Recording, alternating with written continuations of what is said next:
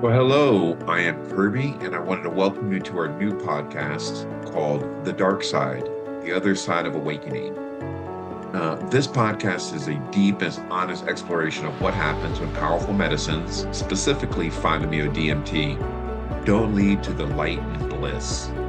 There's plenty of shows, videos, anecdotal stories about folks connecting with source, connecting with unconditional love.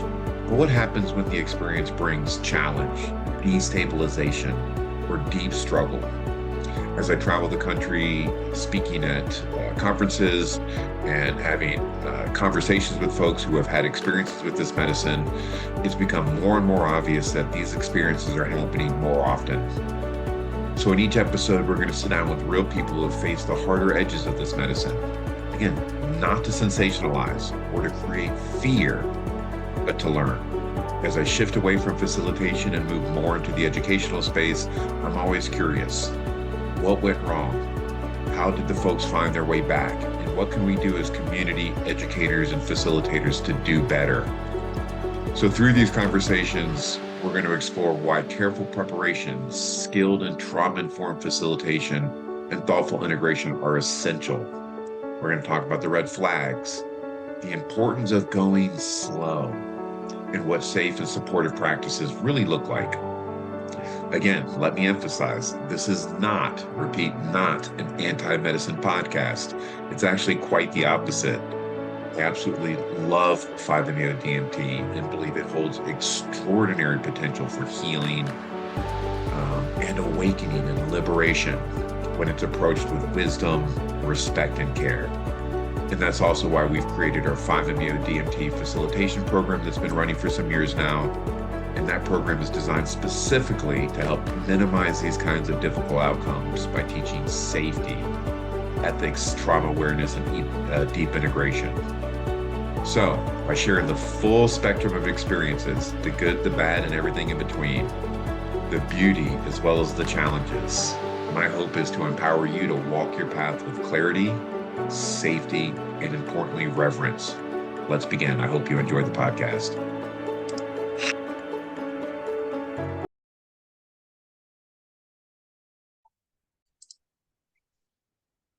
All right. Well, welcome to this first episode of the podcast series where we're really diving into, again, the other side of awakening is what I've called it. There's so many podcasts out there. There's so many video clips. There's so many anecdotal stories of people that have uh, beautiful stories after having a 5-MeO experience, either a sense of I connected with source, God, consciousness. I was one with everything. I felt this infinite and unconditional love.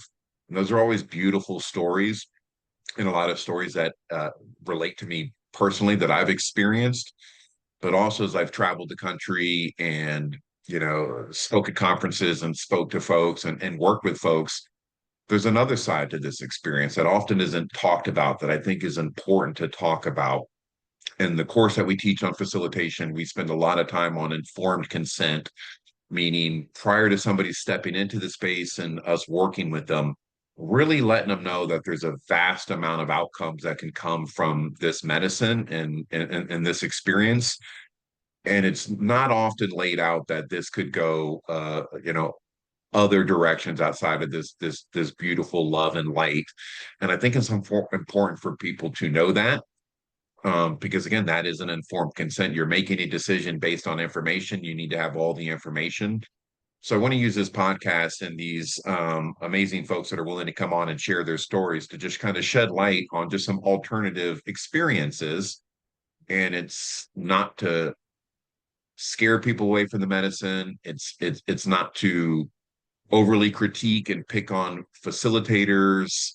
It really is just to show folks that, again, like all psychedelics, these experiences can go in, varying ways. And it's just important to know that. So again, I appreciate you taking some time to come on and share your story.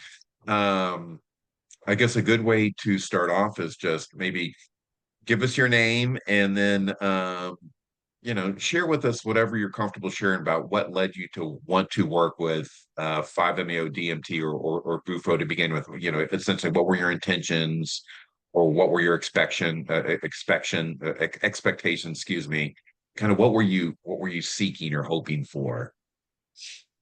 Yeah, so my name is Melanie. At the time, I actually don't remember. So it was 2021, November of 2021 that I did it. And I don't even know what led me up to it because my background is military and law enforcement. I have 9 years as a federal park ranger. And I was a dare kid. So like drugs were the last thing that I hadn't done anything, nothing. But I don't know, I was hearing some stuff about veterans getting benefit from them. And I can't really remember what the crumb trail was, but I ended up at a conference in Austin. Because Cody Sanchez, if you know, are very matrixy, businessy. I was launching a fund. I was raising capital. I was very much in my masculine, like work, hustle, like sleep when you die sort of mentality. And what I went to the psychedelic for was I was looking for something. I didn't have a whole day. I didn't have 5 hours. I didn't have a weekend. I didn't have time. Okay. I was so busy. I don't even know what I was so busy doing, but I was so busy. I needed like the shortest one.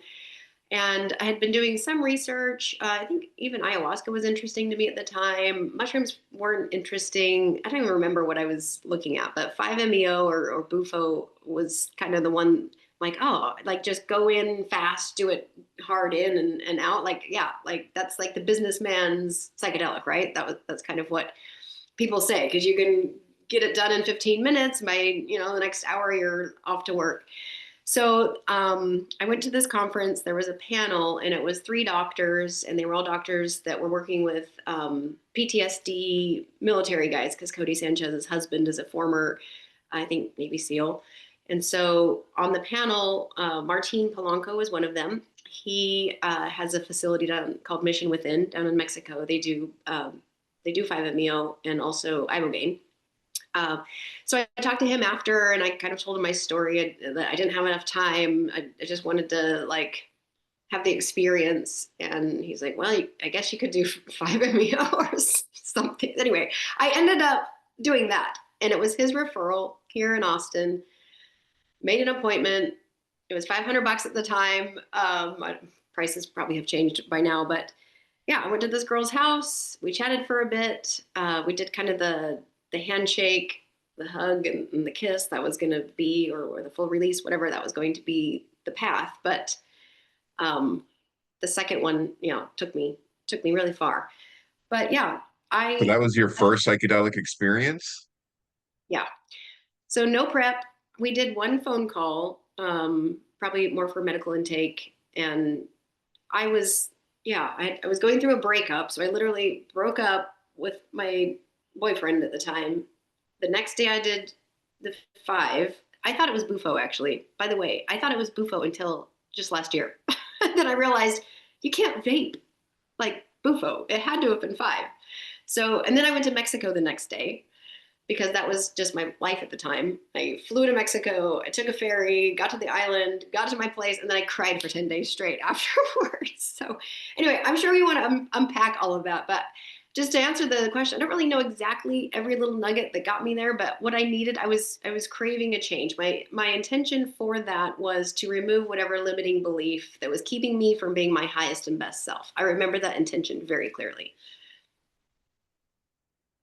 Uh, I know you had mentioned you had a phone call and a little brief conversation.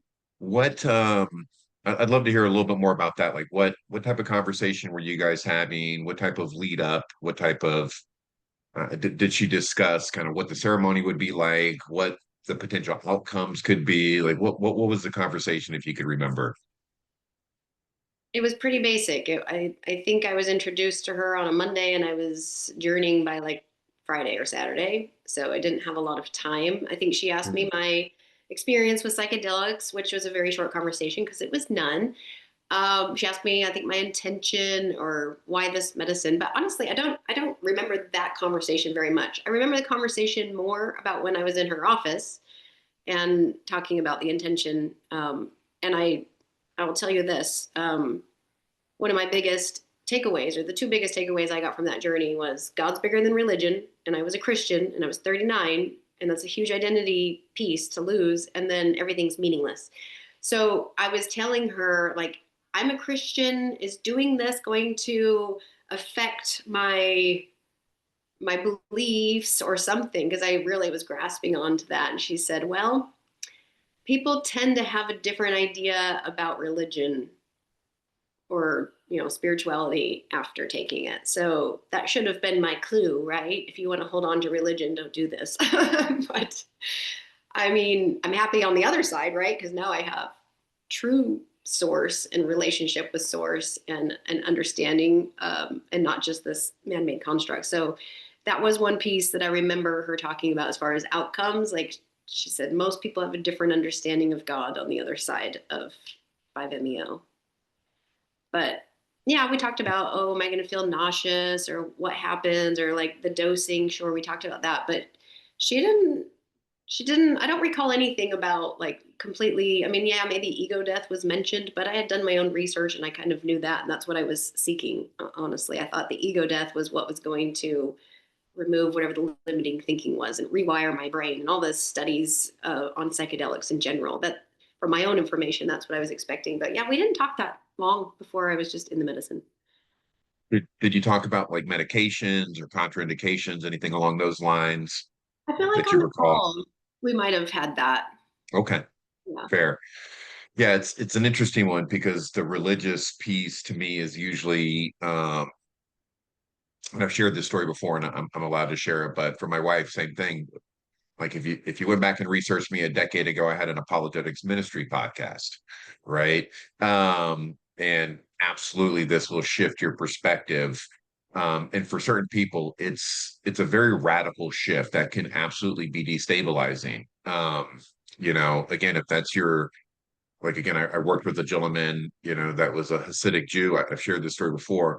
That's his community, that's his culture, that's his family unit, that's the entire kind of spectrum of like his reality. So to completely dissolve that in 15 minutes could be absolutely destabilizing, right? If that's your perception on God, source, consciousness, whatever term you want to use. So when folks approach me and say, and I do ask them that, do you have what's kind of your religious or spiritual background? That is one that I think, as facilitators, we should spend a minute on and let them know that that could be dissolved in a very short period of time. Not necessarily will be, but high probability that you're going to perceive God through a different lens. And then what type of community or set do you have after that takes place? Right. Like if the church is your entire community, and then all of a sudden you feel like an outsider in that community, it's going to be very isolating. So it's something that folks are listening to if you're approaching it with that. Now, to your point, I think the beauty of that is, although it changed my perception on how I viewed God through like a Christian lens, it created a deeper connection with God, a deeper connection that I ever had as as a Christian. And I feel even closer to God now than I've ever felt. What's your experience since yeah.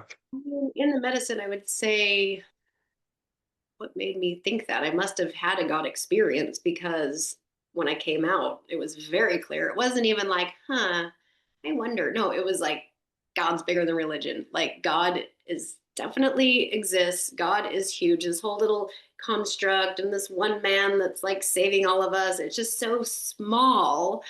It was so obvious to me. But I wasn't immediately like, oh, I'm connected to source now, or I am source, or whatever. It was very uh lonely feeling because I had this Jesus to like rely on, and I had this construct of, oh, when I die, I'm going to go to heaven for eternity and eat marshmallow clouds or whatever the idea is of what heaven is. Um, and then it was like my family, what are they going to think? My mom, my sister, like those were huge because I identified as a Christian. I've had arguments with friends. I've lost friends over religion. And it's very humbling to be like, okay, maybe I was wrong. So all this stuff was coming up in my mind because it's this identity. But I will say I don't think the medicine ever gives us like brand new information. I do feel like I was already internally struggling with the idea of Christianity because I had been doing yoga for a number of years and exposed to Eastern ways of thinking and energy. And I could definitely feel energy and tapping into my intuition. Just so I was using those words energy, which are not typical in Christianity. So I was already like kind of crossing a boundary anyway. And I feel like the medicine, it's not that new information comes in, it just your authentic self gets to step forward and be like, oh no, like all these little shifts I've been making, like, yes, it just is so decisive and so obvious. And it's just a knowing. It's just, it wasn't some experience in the medicine that I had. It was just, I came out and it was just a knowing, though I didn't have all the details and I didn't know what the new truth was. It was very scary because what do I do with heaven? What do I do with hell? What do I do with Jesus? I really like Jesus. I didn't want to lose Jesus, but what do I do? Like it was no longer resonating. So it took a So while to like form that relationship and have the spiritual connection that I have now. That took a while. That's the integration, I'm sure. yeah, but that's you're bringing up so many good points. I can't even keep up almost because there's so many good points with it. But it is, I mean, if you have this at least feeling or knowing of how you view the nature of reality, right? And then that is, shifted drastically in a very short period of time. I remember with my wife, same thing, because also from a very religious background, and I'm like, well, why was she more destabilized than I was? Because it took her about a week. I remember when she came out of the medicine, she's like, I remember it always kind of tears me up because I had done it about a year and a half or so in advance. And same as you, there was already cracks in that Christian armor, right? There was just some like, but I'm like, I'm clinging to it, right? But there was already some cracks of like, really, this is true. I'm sticking with this, right? Because I didn't have anything else. That was my truth, so to speak, at that point. But when that was dissolved, it was a little bit easier for me because I'm like, oh, I kind of there was a part of me that already knew that maybe that wasn't right for me. But for her, there weren't those cracks, right? So when it dissolved it for her, and we'd had some not really tension in the marriage, but we're talking about going to church and having these conversations, and I'm like, I experienced God as unconditional love. I don't think he'd flood the earth and kill pregnant women and infants and babies, right? That just didn't resonate with me anymore. So it was like this kind of this tension, so to speak. But I remember when she came out of the experience, the first thing she said was, I understand everything you've been saying now. And I remember we just kind of burst into tears. Like it was an understanding. But then it Mhm. was like, well, who am I now? That was her thought. She said, well, who am I now? Like I had all this knowing and truth and reality I've been seeing through this lens my entire life. Now that I don't see it that way, what do I do? And that could be really, that's a lot to happen in 15 minutes. It can be extremely destabilizing for people, which is again why I think if you're working with people, and that was an eye opener to me working with people that do, again, how deep is their religious perspective? Because if that is eviscerated in 10 to 15 minutes, if they don't have some level of scaffolding or an alternative to kind of Right. start shifting to, Well, uh, that's the yeah, hardest. Did you lose the construct, but nothing fills in the space? there you go. Yeah. Perfectly stated. Yes.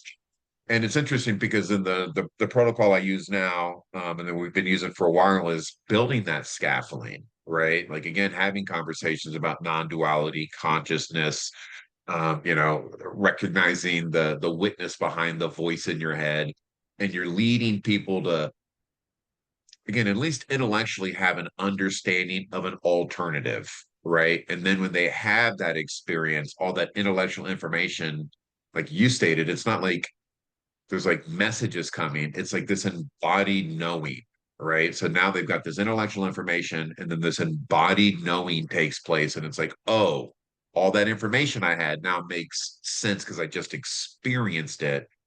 You've given them a little bit of a softer landing, right? Like, here's an alternative. That alternative makes sense. Okay, I could at least start moving in that direction. But also, I say that I want to be cautious.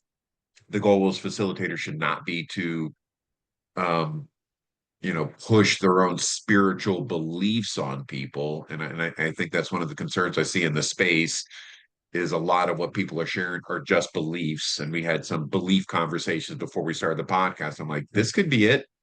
I don't know that to be the case. But what I do believe to be the case is that we are one with everything and that we are part of this source and consciousness. And also, all that really matters really is what's happening in this moment. Outside of that, it's for you to interpret and kind of come up with your own framework for reality. Um, but I For think folks me, need something. Yeah. I'll speak for like Christians. I imagine it's the same with other religions. I didn't just like turn my back on Jesus and be like, because what made me a Christian was the, historical value of the Bible being passed down the years without too many changes, the scientific support for creation versus, all this stuff the analytical stuff that I built and supported Christianity on. Like, I couldn't just be like, okay, I had this psychedelic experience and now I know that's not right. All the facts I had to like go back and check. So I spent a lot of years trying to salvage Jesus. Like, okay, if he's not just the one and only savior guide, who was he? What did he actually say? What was his actual mission? Who was he? What is Christ, Christ consciousness? So, and it was years, I read Immortality Key. I studied, I mean, yes, the esoteric oneness stuff, but I'm like, where does Jesus fit into this? Because he's a pretty prominent guy. And if Jesus, why not Buddha? Where does Buddha fit into this? Like, they're in our history. I don't necessarily believe history is always true, but there's some stuff there. So that was for me and my analytical self. I had to like figure out the facts a little bit. I mean, I don't know what the facts are. I wasn't there, but at least figure out where does Jesus fit in my life? Because for a minute, I'm like, I almost hated him, but then I'm like, no, I love him. It took a while, like all that. It took years to unravel that and now I kind of have him back where I want him. And I think he did speak truth. I think maybe the Bible was just a little, or the humans behind the Bible were guiding it, and his words were mistranslated or something. So I agree. Yeah, it's. I love hearing this. Like, we could have this. We could just have a whole nother podcast just on religion and this perspective because same thing. Once that construct was destroyed for me, it was almost like I still wanted to make it work. Right? There was a part of me that's like, no, no, no, let's try to make it work. And it was like putting a square peg in a circle hole. And it slowly but surely started moving towards, well, what of this is true? And to your perspective, I'm like, I think a lot of this is true, but humans being humans, right, are misinterpreting or doing their best to understand this and trying to conceptualize it and write about it. Like, these folks didn't even understand germs yet, right? Much less, consciousness. And so they're doing the best that they can. And I've always said, like, Matthew, Mark, Luke, John, like, A for effort. But it's beyond that, the God and connection that I feel is beyond what you're able to create, those letters that you wrote to other churches, because that's essentially what a lot of the New Testament is, just letters to churches trying to explain it. But I find, same as you, Jesus, again, I've gone back because it gives you a different lens. So I can still go to church now. I go to church periodically for a multitude of different reasons, or I'll read religious scripture. I just view it differently when I'm listening to Jesus talk or I'm reading what Jesus said. The way that I'm perceiving it is different than I did when I was a Christian. I'm like, there's some depth to this that I didn't see as a Christian. Does that ring true to you at all? um, I tried to go to church last Christmas, and it was very uncomfortable. It made me very angry, actually, because Mm. the people in the room that haven't had their mind expanded, they're being indoctrinated, they're being told a very small truth. This is my opinion over here, okay? A very small, it's a box to be in, right? And I'm like, oh, but they're so much bigger than that. They like, I don't know. So I can't sit there and be like, oh, I'll take what I like and leave what I don't like, let's sing some songs. I was like angry at religion, at the men who created the religion for the power, for the money. And yeah, I don't think it's beautiful at all anymore. I think That's Jesus is fair. beautiful, but I don't No, think that, religion is. it's a fair perspective. And again, I've been at this for a while. It took me years to get through that to where I'm at now, which is all the things that you said, but also it's like I've been able to see the experiences that I've had with this medicine as like a blessing, right? Like, Yeah. and also there's some interesting shame to it that I'm like, I used to think that, right? There's parts of me that I'm like, I think I'm a fairly intelligent person. I'm not a super smart person, but I'm not an ignorant person. I'm not an easily fooled person. But yet I believed that too. Yeah. So I've got to give grace to the folks, you know what I mean, on the other side of it, like that think that. And so it Well, took me a long time to kind of get to the point of like, man, I was there too. yeah. I I'm do feel some also, level of uncomfortableness still, though, because I'm like, man, I wish you could see it the way that I see it. And I also feel like a lot of judgment coming from the other side towards me. Like, I can't believe that you see things that way. And I've just oh learned yeah, to but we're accept so that judgy too. We're so judging them, right? It's just a mirror for us. Um, yeah, I they're don't know. doing the best they can, I think, is how I kind of view it. I'm like, they're doing the best they can with what they I have. And we've also, just been blessed. our souls' journeys are different, and some souls have come to this. They're here now not to awaken per se. They're here to experience religion, or like I no judgment on any of it. Everybody's on their path, and they're doing exactly what they're supposed to be doing. So Yeah.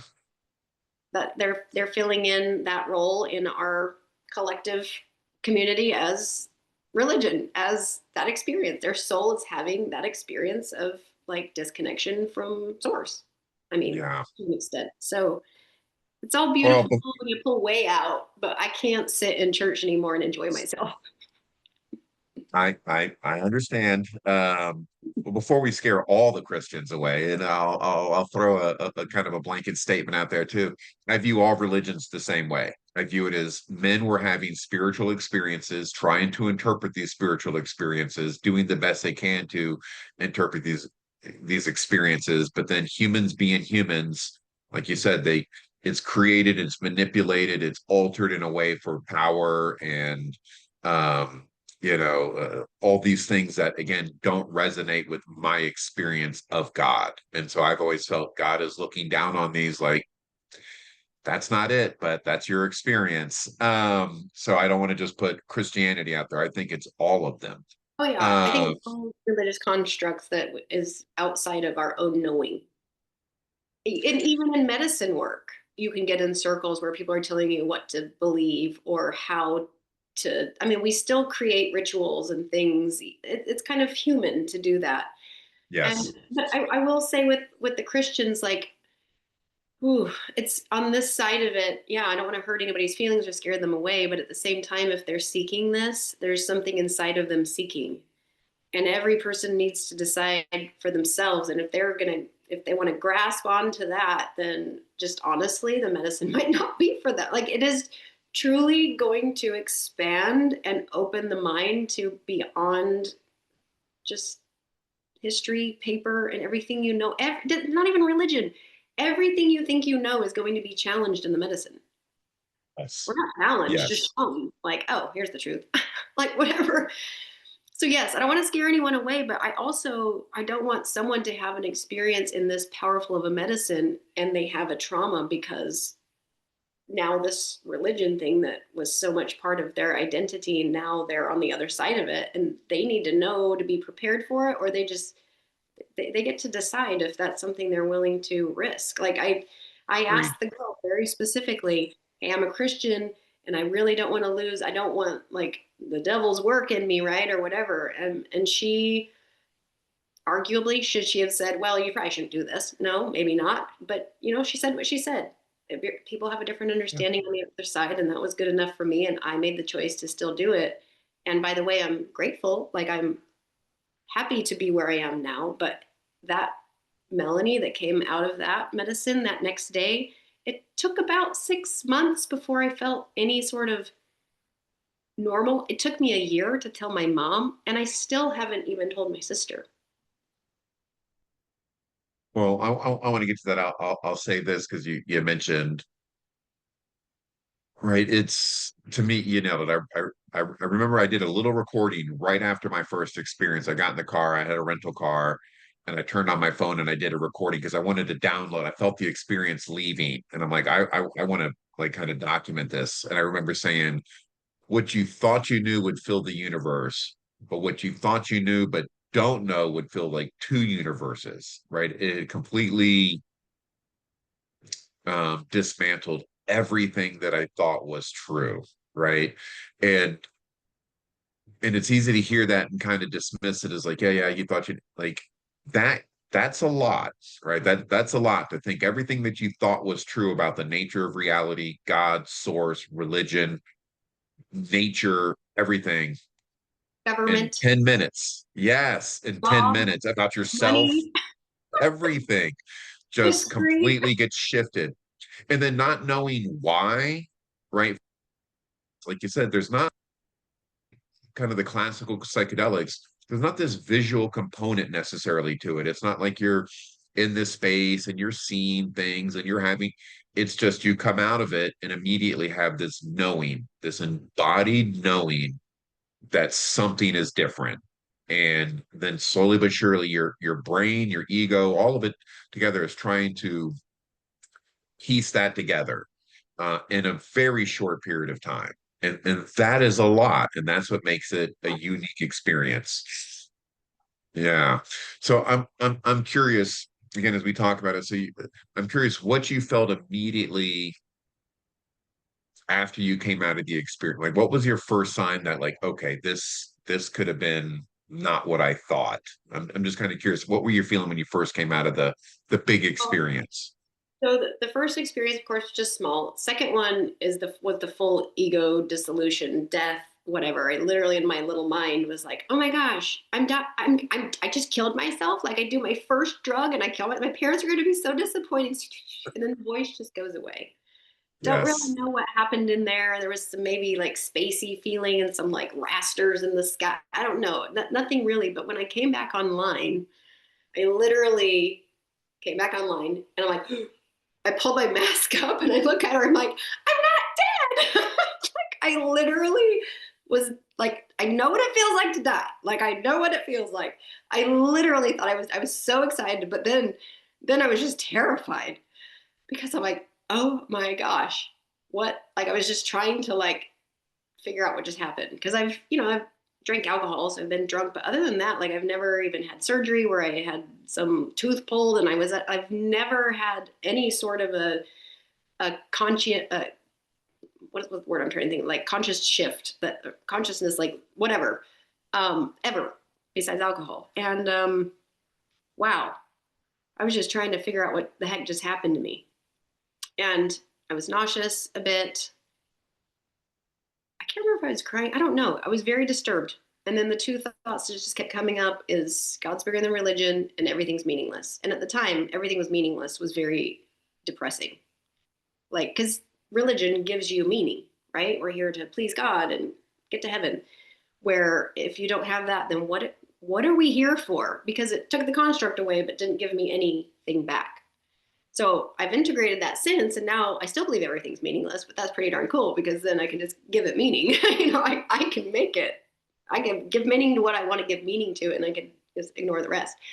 But at the time, that was very depressing because now, like, what's the purpose of life? Why do we keep doing this? Because at the time, was open to like the life, soul's journey in different lives, and I'm just like, why? For what? To what end? If we don't just go to heaven at the end, what is all of this for? And it's a really deep thought. Like it's, yeah. So that was my biggest, I mean, that's what I was thinking when I came out. But that is I mean, that's a lifetime to sit with deep thought. Like, what is the purpose, right? What is the purpose? And I think you again, it's not uncommon for folks to come back with like, well, this is meaningless, so what's the point? But I think the way that you integrate that is exactly how we should integrate it. It's like I remember reading a book about a gentleman that was suicidal and he was he was like, I'm just going to end it now. And then he had this thought like, well, if I'm willing to end it now, I might as well just kind of make the most of it, right? Like the fear of death is gone. So let's just go for this thing and see what happens. If I want to end it later, I can end it later. And that kind of resonated with me with my experience too, of like, I don't know what the mean. Maybe there's no meaning, but well, hell, let's give it whatever meaning we want. Let's do this thing and experience this reality to its fullest. And maybe that is the meaning. I was listening to this guy this morning talk about there is no, it was right on the same topic, like there is no meaning. You could assign it negative meaning, you could assign it positive meaning. What do you want to do with it? It's like a blank slate that the universe is going to kind of mirror back to you. So I think you integrated that perfectly because I think that's exactly what it is. And we kind of shared my story before we got on here where, I felt God, source consciousness was like it's yours. What do you want to do with this thing? Do you want to sit around and be unhappy and miserable and depressed, or do you want to experience the beauty of this reality that you have an opportunity to experience? Um, so I love that. If it's Um, if it's infinite and we just keep doing this, like, okay, we're stuck here. We can't get out of it. Like consciousness will never cease to exist. So we might as well go do something cool. Like, do something fun, live full out. And not only is it like, okay, infinity is forever, but time is collapsed, right? There's only always now. So I think the takeaway and the integration for me, and it took time to come to this, is like stop living in the future, wishing it away. Like now is all we ever truly have. So even though we have all the time supposedly in the world, infinite time, we're always only now. So that's even more reason to make every moment fun. And if you are yeah, stuck in a funk, get out quickly because that's all you have. Once the it's the play is yeah. over, you just have more play, or you can go sleep, or you can be in a funk. You get to choose every moment. It's the one truth that I do believe to be a truth. Again, we kind of talked about beliefs and truth, and I think, like you said, in a lot of like psychedelic communities, there's a lot of beliefs, right? Reincarnation, karma, life after death, multi dimensions. Maybe I'm an agnostic kind of on all of them. I'm like, maybe I don't know, but what I do know to be true is the amount of suffering I see in this world because folks are reliving something that happened in the past that you can't touch it. It's like a phantom, right? Or living into the future. Like I'll be happy when this happens, or I'm anxious now because I have a call in 3 days, right? And I'm experiencing that call now. It is this moment. And if you could view this moment as like each moment is like a starting point. Like right now, what do we want to do now? Now, what do we want to do now? What do we want to do now? Right? You're going to see your reality in life differently and hopefully experience it that way. It's so much easier said than done then, but that's probably 90% of the work I do with folks is the anxiety and depression that most people are living with is because they're identifying with a part of themselves from the past or anticipation of something that hasn't even happened yet in the future. Your mind doesn't know the difference between what it's imagining and what it's experiencing. So they're feeling all the emotions attached with that event that happened yesterday, or what may happen tomorrow, and they're living in that and they're not living in this moment. So I think that is probably, in my opinion, the majority of the work that I do with this medicine now is utilizing it for people to expand their consciousness so they can experience this moment and see reality through that. Now what? Now what? Now what do Yeah. we want to do? Right? Those moments moving forward. Um It takes versus yeah. practice to like get yourself in the present, and then you slowly over time, like they say, what a practice leads to habit leads to character, whatever. Eventually, like for me, it just becomes your set point. Like it's random to have a bad day, an off day. Now it's like, what's wrong? Like yesterday I was like being irritated about everything, but I looked at my like clock, I'm like, oh, I'm PMSing, like cool, and today it's over. So it's, I mean, it's just, we just have a choice. You could stay in a funk, or you just practice getting yourself out. And then I think it just becomes who you are. At least I've seen in my circle of friends that were been journeying and doing psychedelics, for a couple of years together, everybody is shifting frequency and they're more often happy than they are. They're more authentic. They're making decisions based on what they want and not what society says. Like it's tiny little changes over time. And it's such a beautiful process to watch. And have done and be part of continually. So Yeah, I'm convinced, again, I love with our thoughts, we create our reality. I think that was a quote from Buddha. And it seems so simple, but again, from like a neuroscience standpoint, again, if we're having 60 to 70,000 thoughts a day, and those thoughts have emotions, and those emotions lead to us behaving in a certain way, those are the same thoughts that we had yesterday, which are the same thoughts that we had the day before, right? And most people are so dialed into reacting to these thoughts. Like they believe that these thoughts are real. But for the first 7 years of your life, your brain's in like theta wave, which is like hypnosis. So my daughter's 8. For the first 7 years, she's just learning how she's absorbing information on how to be a human in this reality. Then you become conscious. Now you're playing out that program, right? And then all your experiences have kind of created who you identify with. I'm this person and I think like this and I feel this way. And these are the things that I believe in, right? And again, we kind of talked on religion. That's just one aspect of identity that we believe so strongly is us. To me, I remember, I think it was my third experience coming out of the medicine. I go, oh my gosh, that's what the monks go to monasteries for 30 years to achieve, right? It felt like a moment of enlightenment where I'm like, I could see all the ego and all the programming that is me, but then also the witness behind all that, the consciousness behind that. And I could see it. I'm like, oh, you want to say something now, and this is why. Oh, that's gross. Or this is the way you dress, the way, all the things. And it's the moment you can help people tap into that witness behind all the thoughts that they start realizing that those thoughts are just subconscious program and it's just running constantly. But people believe it. And so they're reacting.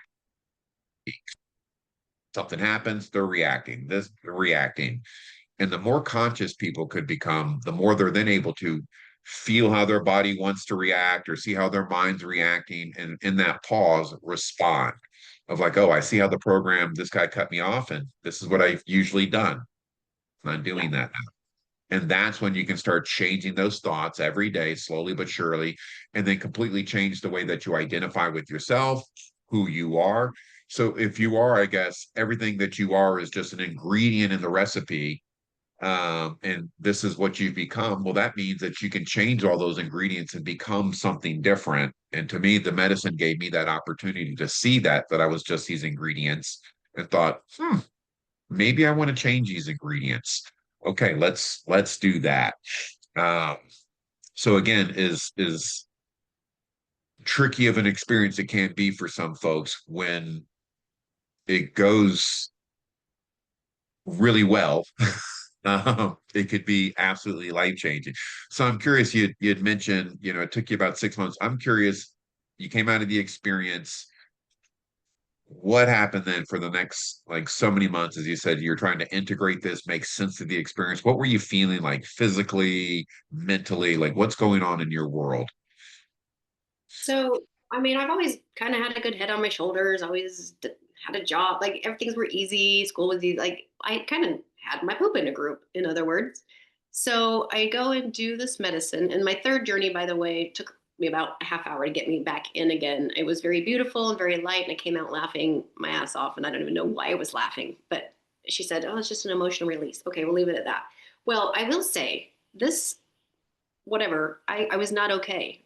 I was not okay after the medicine. I jumped on the plane, went to Mexico the next day because that was planned. And I texted the girl, I said, I'm not okay. And she said, I don't do that, call a therapist. And because I'm so cheap, I didn't call a therapist. So I took, I mean, 6 months was just to get kind of stabilized again. It took me probably a year to fully feel like I was on the other side of the medicine. And this was 2021 that I did it. And only just a month or so ago, I realized I still have what I'll call annihilation trauma from this. Like I'm still not fully integrated, even though now I work with a lot of medicines, I integrate other people, I'm on my own journey. There's still pieces of this that are not integrated. So with this 5-MeO, I didn't have any support, not professional anyway. Didn't even know that I needed to have integration. I don't even know if I knew what that was. So I had a friend to talk to those initial 10 days. My dad, actually, I could talk to him.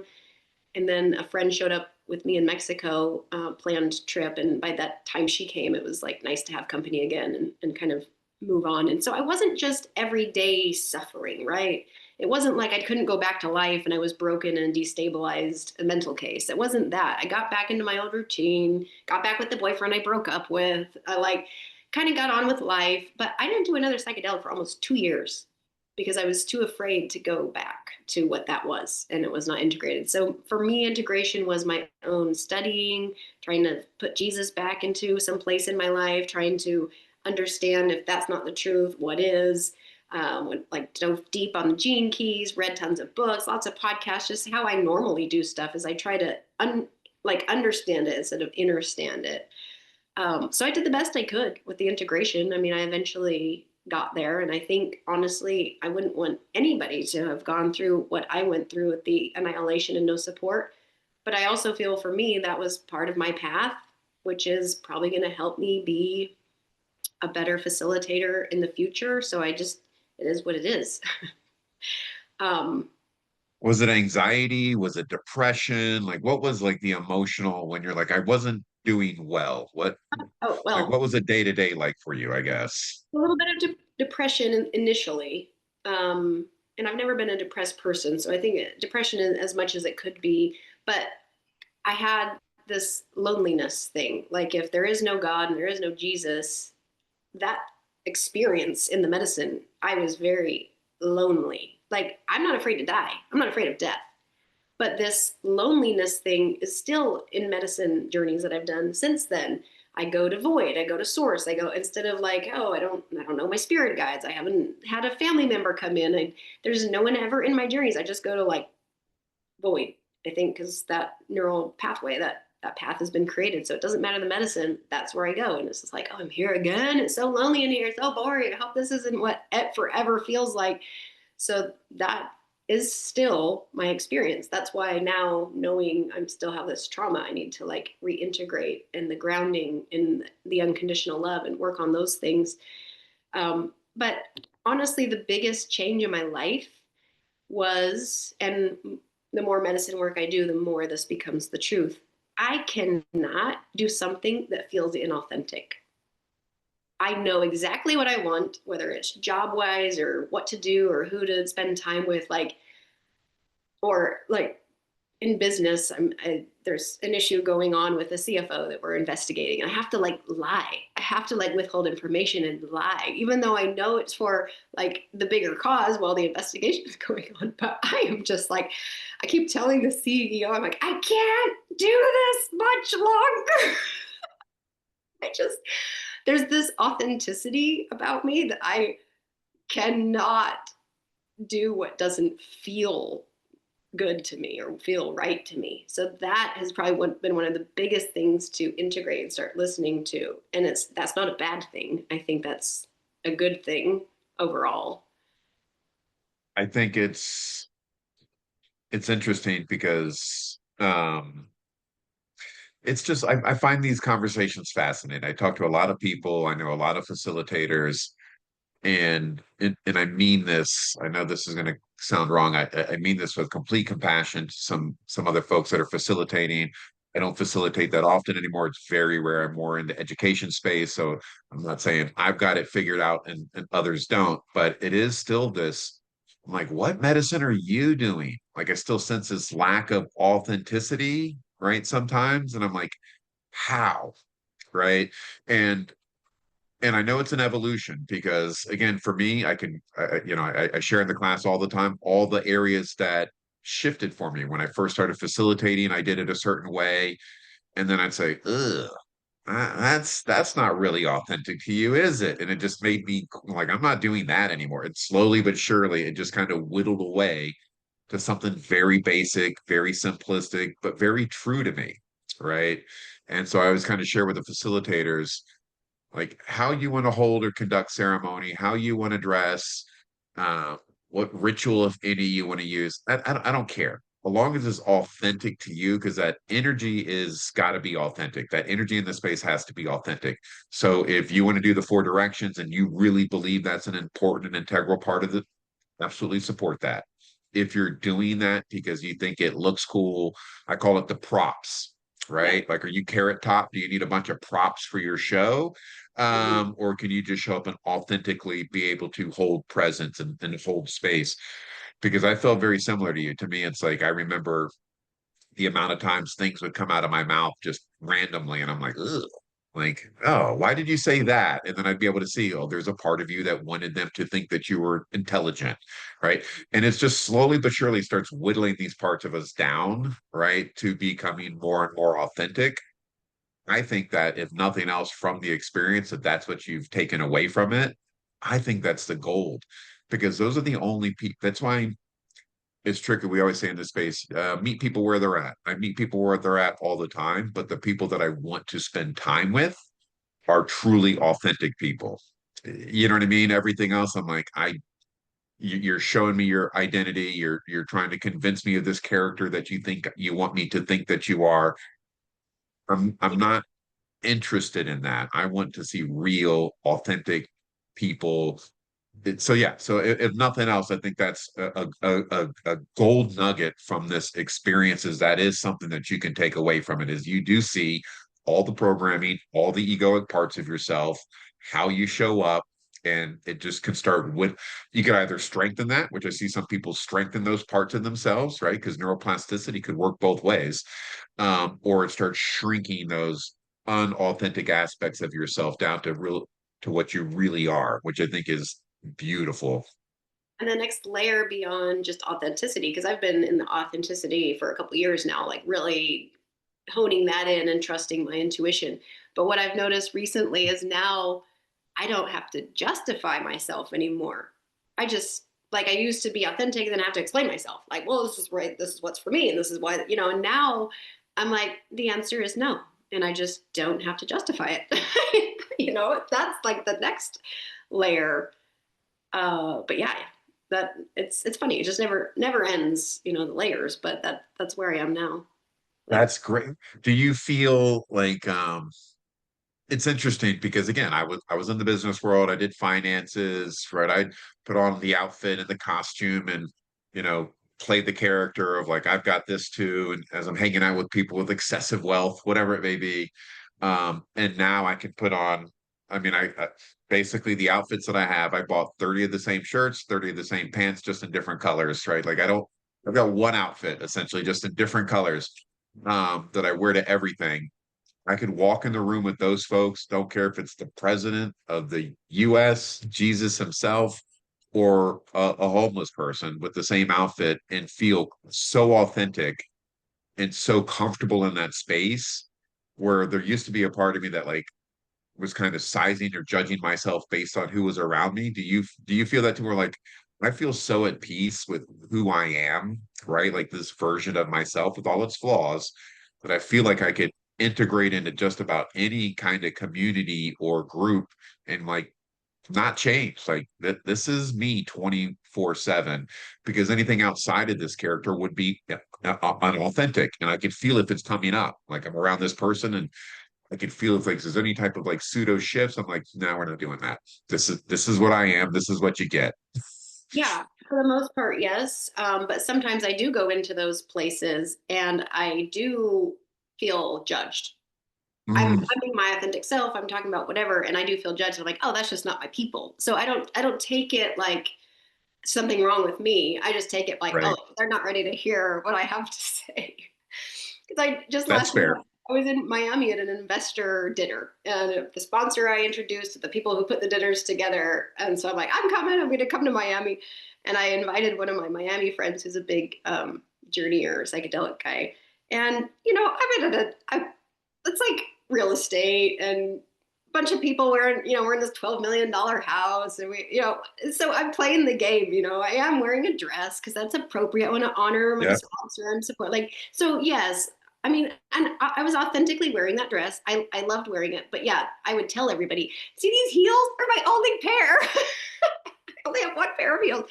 Anyway, so of course that's me probably justifying myself, but most of my conversations led to psychedelics, and I introduced at least three people that because when you start talking about it, people are like, oh, because they've probably done it or they're seeking. And these three people, different people in the room, I ended up talking to them about psychedelics. They're like, I'm looking for a place in Miami, like a group, like a safe container for journeying. Do you know anybody? I'm like, well, let me just walk you over to this guy. So I made introductions. So I'm at a real estate networking event and finding all the people in the room that needed psychedelics or needed that community. So yes, I'm very authentic.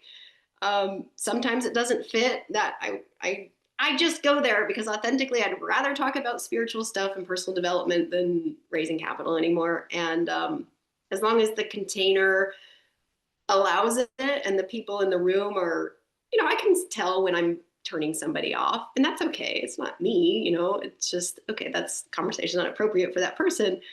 But yeah, I found my people in that room and it was fun. So yeah. Well, I mean, authenticity could take on different characters. Like you yeah, said, like if I go to church, I'm not bringing up none of this is true. Like I'm like, read the room, yeah, and you're right. I mean, I still have a suit and tie. Like what Yeah, we wear, but because when you're truly authentic, I think you start seeing these as costumes. Like I am, and we are in the Matrix, right? So yes, if I went to go see the President of the United States, let's say, there's probably some decorum, and I'm comfortable being like, okay, yeah. let's play that character, right? Like I know they're characters. I don't identify as that thing anymore. Authentically, I could put on a different costume, right? Like what costume are we wearing tonight? Okay, we can be that. We can wear that costume. That's not being unauthentic. In our mannerisms and the things that we're discussing and the way all that can still be authentic, but of course it's going to shift from space to space and person to person. It's when we're trying to be something that we're not is what I think is unauthentic. I know that I'm like, I would never wear a suit unless I had to go to this, a funeral, for example. Like, okay, I'll wear that. That's fine. That's not unauthentic to me. Um, so again, I think that's the beauty of like once you really know yourself and see you for what you are, it's like, what character can we can play these different roles. They're just not things that I identify with. Like if I go into the ceremony space, of course, my mannerisms, even just kind of my energy and the way I hold myself is a little bit more, maybe more sacred. I don't know the right term, but you know what I mean? Relaxed, calm. It's different. I'm in a different space, but it's still very authentic to me. If I'm hanging out with a group of my guy friends, I'm not the ceremony space guy who wants to hang around that guy. We're gonna joke and pick on each other. Still authentic to me. So we all are different characters in our own authentic identity. Yeah. And it's okay to be those. It's when you're being something that you're not. And like But you I think, said, it's like you recognize that immediately in yourself. You're like, I'm trying to do this so this person likes me, or right. that's different. Yeah, I think there's also a layer of like considering the other person, and being Yes, respectful without losing yourself, but also honoring them. I don't think that's inauthentic to, dress up or act like with a certain correct. demeanor to like that's authentic to me because it's kind, it's thoughtful, like we're all in this together. Because some people, their authenticity is almost abrupt and rude, Right. and no, they don't necessarily have to justify, but that could have been delivered a little bit nicer. So my authenticity is to consider others without losing myself, but also being considerate. So I think that's still Perfect. all authenticity. I think it's perfectly stated. I say it in class a lot. I'm like, yeah, technically I should be able to show up to ceremony in a Budweiser t-shirt and cut off jeans, right? Like I'm still the same thing, but I also realize that I'm dressing on some level for a participant. What's going to make them feel safe? What's going to make them feel Set like and setting. yes, I mean, and that's just part of again what costume to some degree, but who I am isn't changing. It's Right. just again the appearance of that. Um, I don't want to take too much more time. I want to ask you this two more questions for you, and we'll move. Um, what do you think could have been done differently? Again, when I look at folks that have been destabilized, and again, we've touched on that term, and for folks that again that have been listening, I've worked with folks that have been destabilized for 2 years. That literally, 1 minute it's a lady I worked with, soccer mom, everything's great, working with the kids. Next minute, she could barely be in the room with the kids.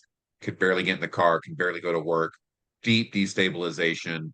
I've got a gentleman right now that's having like physical destabilization, gets lightheaded on occasion. He's just not doing physically and emotionally well, and it's been happening for about 6 or 7 months. So we're not just talking about people have difficult information that they're trying to integrate.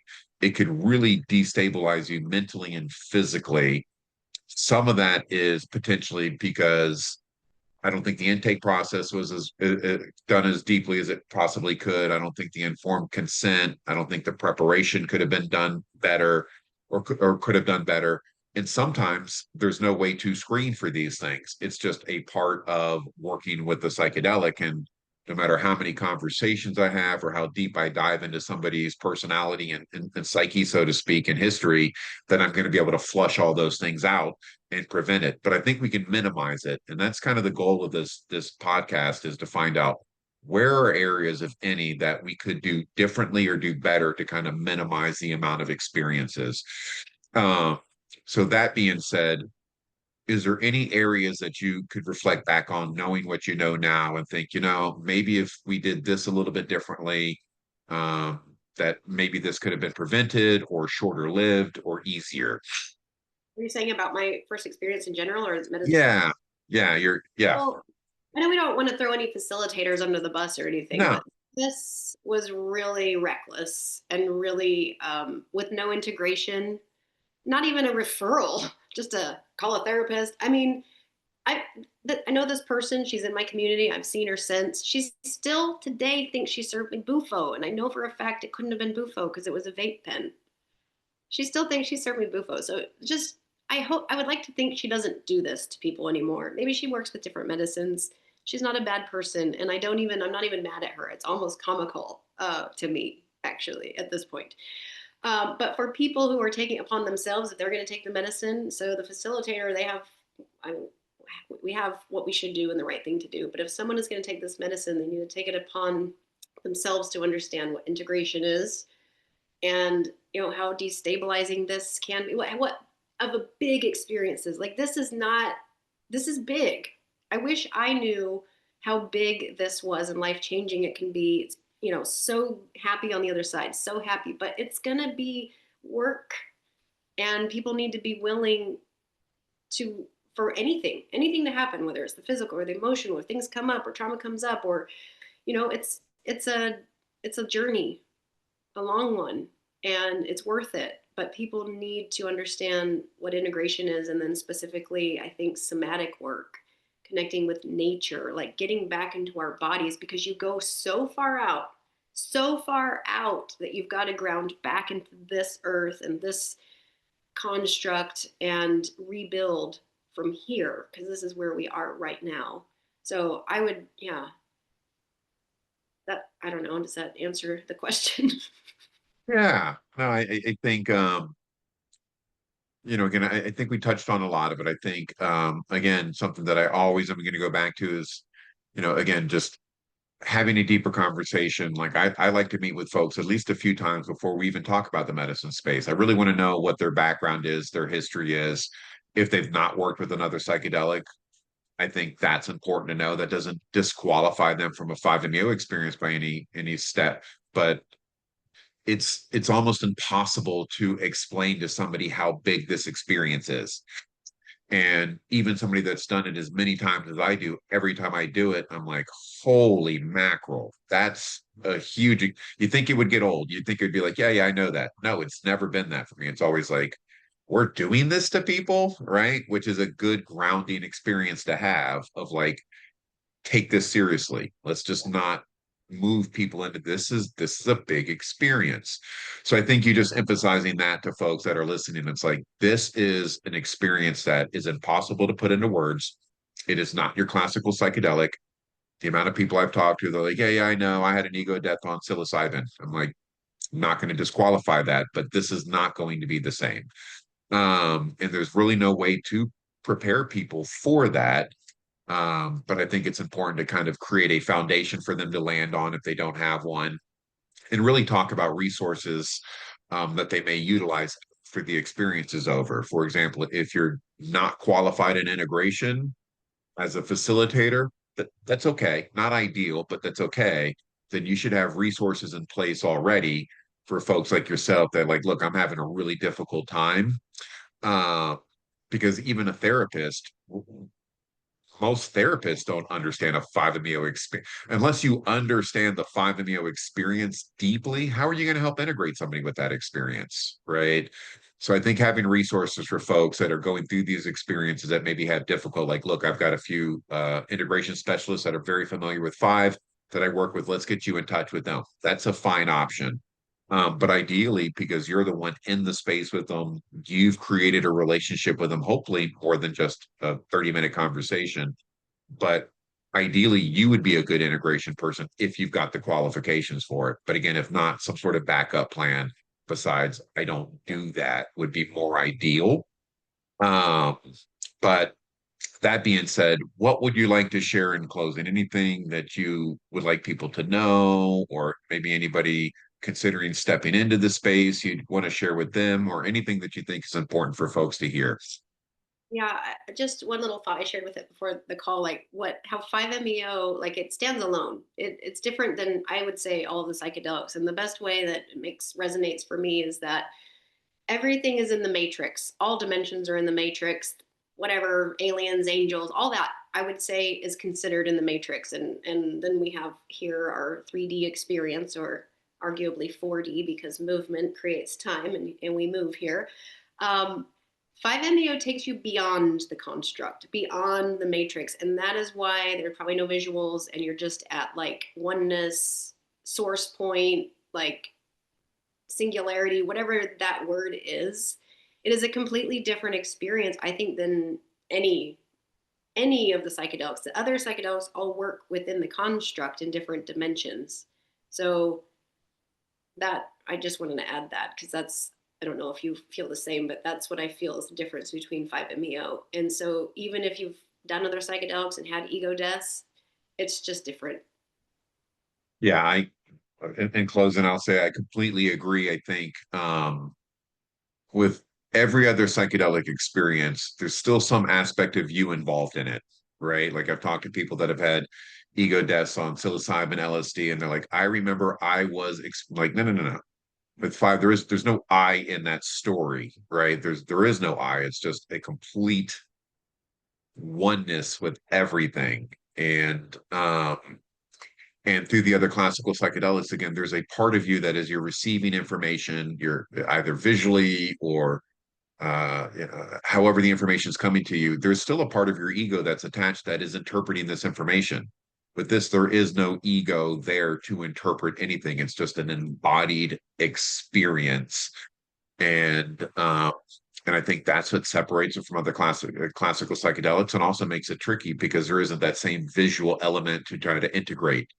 I met my ancestor and they told me, or I saw the tree say, there's none of that. It's just like something happened to me and I'm trying to make sense of whatever that was my experience.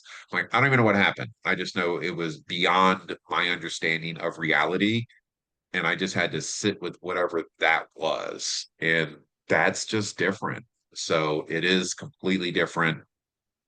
And I think just people just should know that going into these experiences, just move slow, be Yes. cautious. It's also a beautiful, beautiful medicine. It's my favorite medicine. But again, it is the most potent and powerful experience in a very short period of time.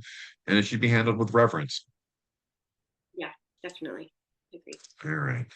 Well, thank you. That was an amazing conversation. Yeah, no, I appreciate you sharing your story. And I hope folks enjoyed listening. We will talk to you all soon. Okay, well, I just want to do a brief summary on that conversation. Again, as we go through these conversations with folks, I want to be perfectly clear that this is not designed, which is why we're not using facilitators' names or very specifics, because it's not to overly criticize the way that folks work with this medicine. This is still a fairly new medicine, in my opinion. We're still trying to figure out how to use it in ways that I think are ideal. I mean, classically, it's been used, excuse me, to serve what I could call the mystical experience, where there's so much emphasis on the large egoic death, one with you, the universe, conscious experience, that has become like the emphasis. And that is an important aspect of the ceremony or the session, but that doesn't have to be the starting point. I believe in working with folks over a long period of time, preparing their nervous system and preparing them psychologically and spiritually, if that's what you want to say, for the experiences we kind of talked about in the podcast with Melanie, of like, if you don't have another construct to kind of fall into or lean into, you could be left with nothing. And that can be very destabilizing for people. I think anytime as a facilitator, you're working with somebody that has very heavy identities in any way, shape, or form, very locked in identities, that we need to recognize that. And again, maybe move slow to loosen up that identity, either religion or any other construct around identity that's like very solidified. How do we loosen that up before we obliterate it? So, in a lot of facilitation cases, it's because they're designed for you to show up. They've got about an hour and a half to 2 hours tops. So, you show up, they have a brief conversation, you do big experience. Sometimes they'll do what they classically call as the handshake, a hug, and a kiss, or small, medium, large. And that is a form of titration. And actually, I believe that's a great method of kind of testing the medicine with folks. But this could also happen over a period of months, which I believe in doing. But in that hour and a half, there's just sometimes there's not enough time to really acclimate folks to that medicine and what that experience could be. So if you're considering stepping into the space, do your research on the facilitator. A lot of times it just comes from a recommendation from a friend that had a beautiful experience. Lots of folks have incredible experiences. This is amazing medicine. It is my favorite medicine. And so the amount of change and evolution and self-improvement and just insight that can come from these experiences is unbelievable, but not always on the first time, not always on the second, third, fourth, or fifth time. And it's all about how that experience is integrated and the understanding behind the experience. So ask the facilitator, do you have integration? Do you integrate folks? Are you a trained integrator? Not somebody that just says, I integrate folks. What is your training around integration? And if you're not able to integrate me, do you have resources to help me integrate? Referring somebody to a therapist, to me, not awful, not ideal. The amount of therapists that I work with that have had no psychedelic experiences, especially as it relates to 5-MeO DMT, how are they going to even understand the experience that you just went through to help you integrate it? Right. So, again, I believe that the facilitator ideally is highly skilled and trained at integration as well. So they can walk you from pre-experience, right, to the intake process, to a deep intake process, creating a relationship with you, all the way up to being in the medicine space with you, to then integrating that experience with you, or at least having a system in place to help you with that process. So thank you for tuning in. We've got some amazing guests coming up, and we hope you found that valuable. And as always, if you're interested in learning more about our 5-MeO facilitation training program, please reach out. We tend to fill it up months in advance, which we're really honored that so many folks have found it so valuable. We've become pretty well known in the space. And again, we just are so grateful for that and humbled by it. So if you have any interest in that, please don't hesitate to reach out. Otherwise, have a wonderful day.